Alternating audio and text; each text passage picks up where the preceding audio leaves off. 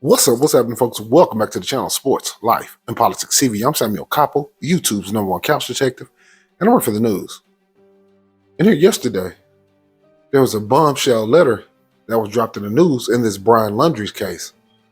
Brian Laundrie was the man who had the girlfriend who was going on a road trip, Gabby Petito, who came up missing. And there was a nationwide search for this young lady. And it was on every news channel and every news station.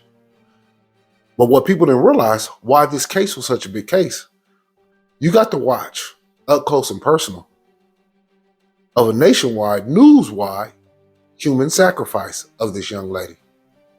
You might say, why? Why would you say such a thing? In the case, there were all type of clues, even within the photos of witchcraft and paganism and Luciferianism.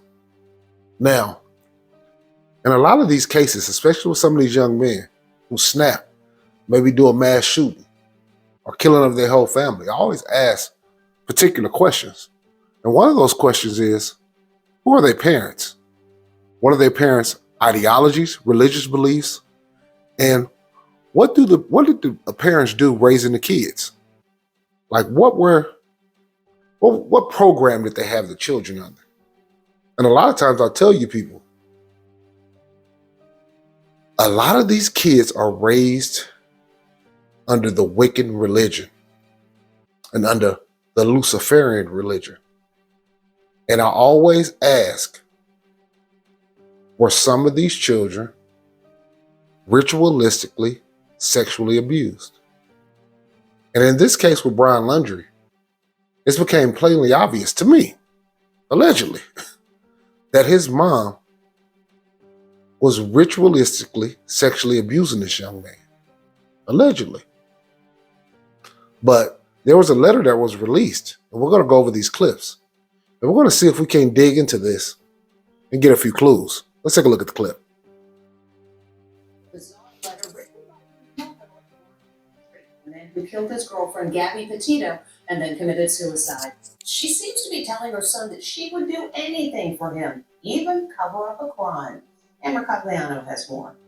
A chilling letter Brian Laundrie's mother wrote to her son has just been made public. That letter is now at the center of this ongoing legal battle between these two families. If you're in jail, I will bake a cake with a file in it, Roberta Laundrie wrote.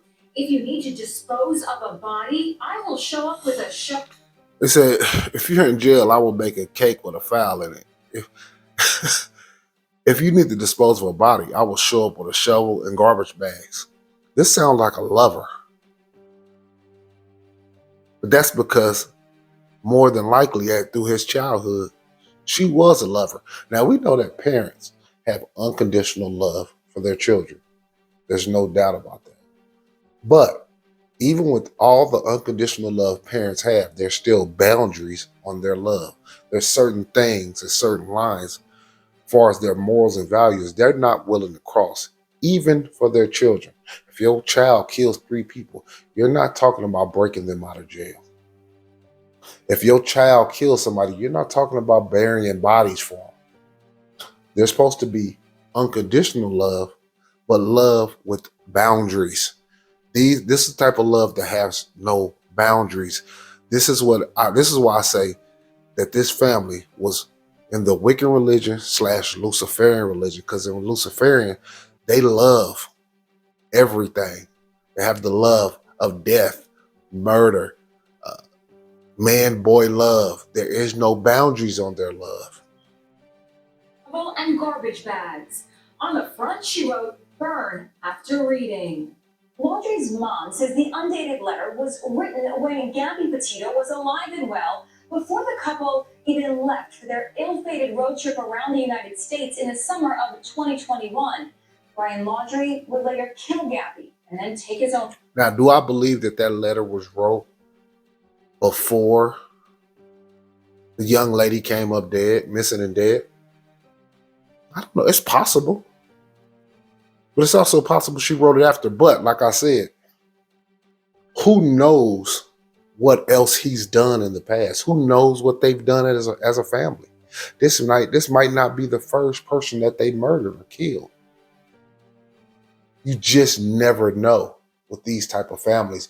And who knows what kind of other ritualistic sacrifices didn't happen in this family. Life. In court documents, Laundrie's mom says of the letter, while I used words that seem to have a connection with Brian's actions and his taking of Gabby's life, I never would have fathomed the events that unfolded months later.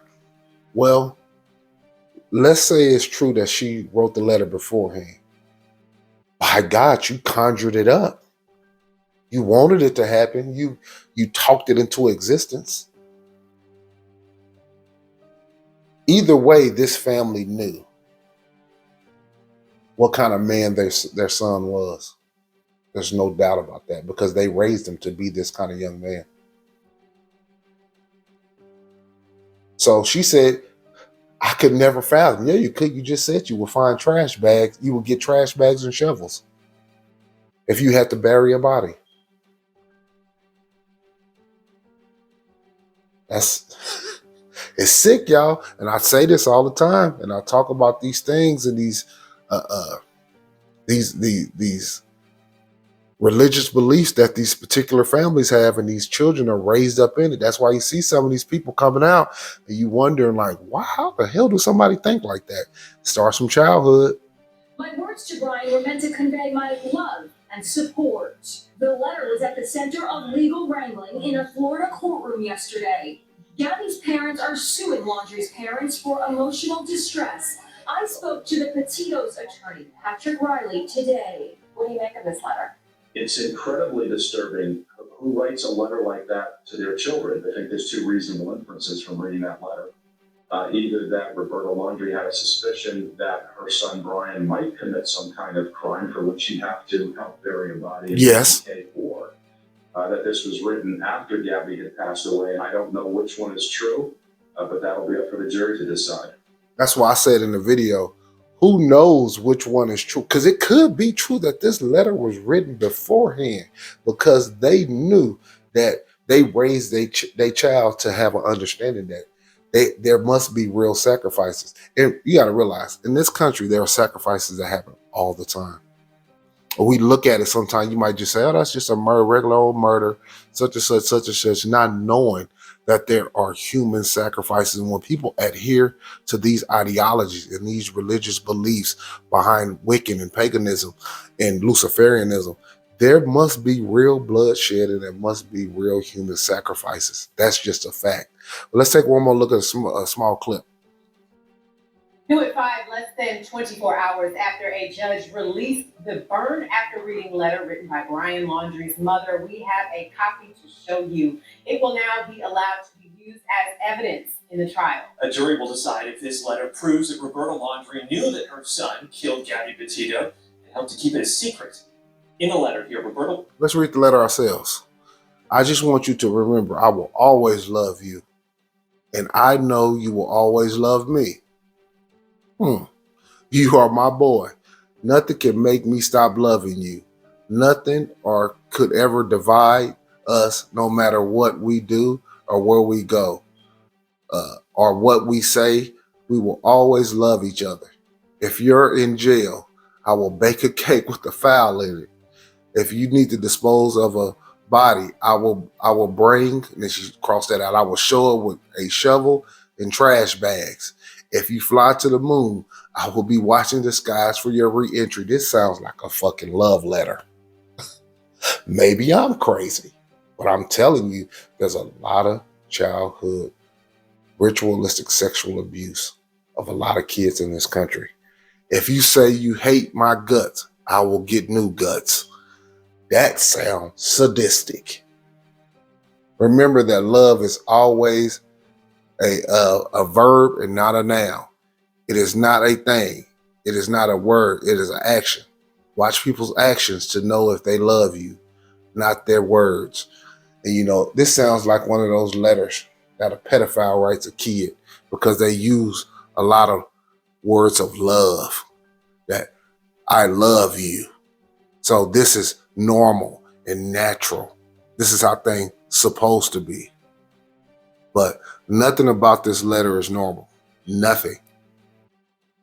And with Gabby Petito parents won the lawsuit against Brian's parents, they have a good goddamn case that these parents knew a lot more.